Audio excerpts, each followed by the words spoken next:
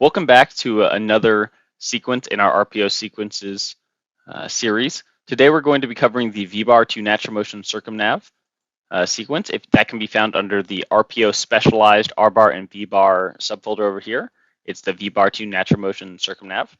So as the name suggests, you do need to start off on the VBar in order to use the sequence.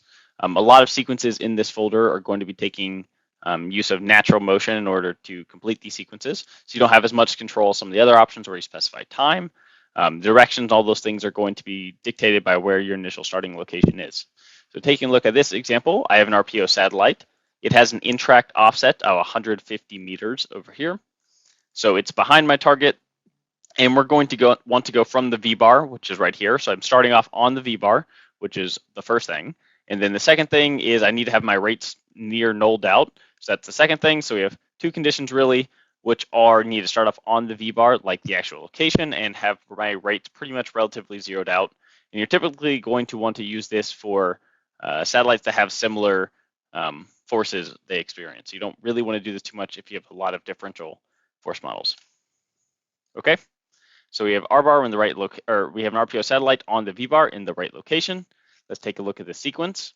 So the VBar to natural motion circumnav, it's going to be comprised of a maneuver to start us off in the initial direction, and then we're actually not even going to propagate. So I'm actually going to move up this coast segment right afterwards so we can see the propagation. It's just going to propagate for targeting conditions, which is what this return segment does. It's just going to propagate forward those targeting conditions, and then leave us to go. So it just really changes our velocity, doesn't really do too much else. So taking a look at the controls we have a cross-track component. Do I want my natural motion circumnav to have a cross-track component? 0 means no, so it's going to come up and hit the RBar. What satellite am I? I am the RPO satellite. What engine? I want to use a proximity operations engine, so just the defaults here. And then do you want this to be a impulsive or finite maneuver? We're just going to stick with the default impulsive, but it can work for finite as well. So if I run this sequence, you'll see that this first target sequence converges, and then you'll see that now I am indeed in a natural motion circumnav. And then this is just going to continue on as long as you propagate for. And if I didn't propagate, so if I didn't coast for one day at the end of this and it would just run, you would see it does indeed converge, but it doesn't actually go anywhere because this sequence doesn't propagate. It just gets you in those initial conditions so that you will be in a natural motion circumnav.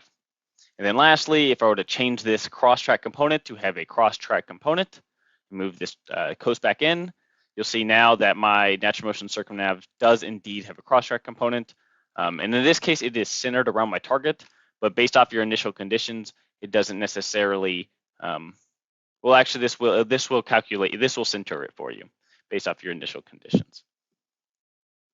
Okay, so that's going to be it for the VBar to natural motion circumnav sequence.